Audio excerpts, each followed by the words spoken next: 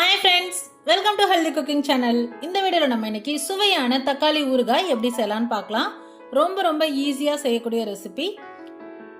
சூடான சாதம், இட்லி, தோசை, சப்பாத்தி இது எல்லாத்துக்குமே அட்டகாசமான காம்பினேஷன். வாங்க எப்படி செய்யலாம்னு பார்க்கலாம்.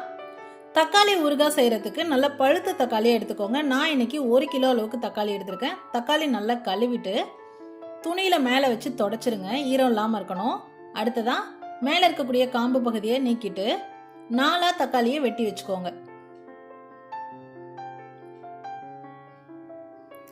இது போலவே எல்லா தக்காளியும் நறுக்கி எடுத்துக்கோங்க. இப்போ நம்ம இதை மிக்சர் ஜார்ல சேர்த்து அரைக்க போறோம்.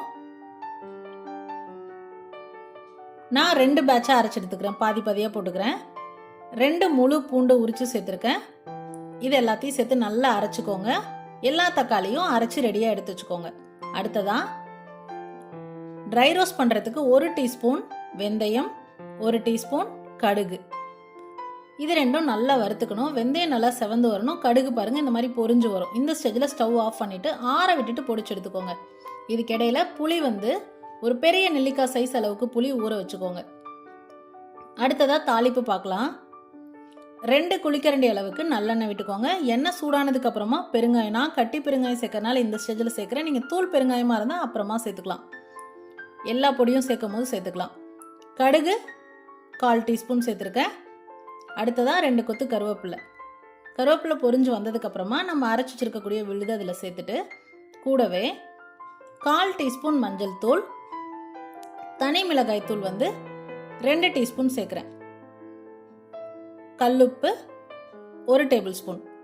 இதெல்லாமும் 1 கிலோ அளவு தக்காளிக்கு கரெக்டாக இருக்கும்.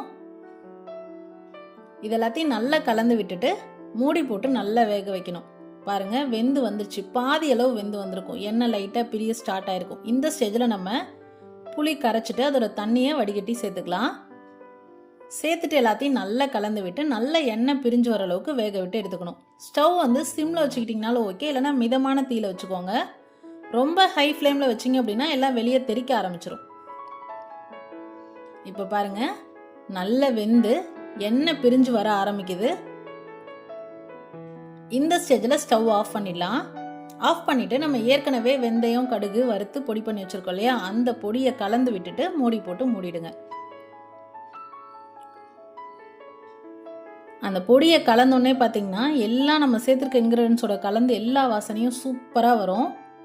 பொடி சேர்த்த உடனே உங்களுக்கு எண்ணெயெல்லாம் அப்சர்வ் ஆன மாதிரி இருக்கும். கொஞ்சம் நேரம் கழிச்சு அந்த எண்ணெயெல்லாம் வெளியே வர ஆரம்பிக்கும்.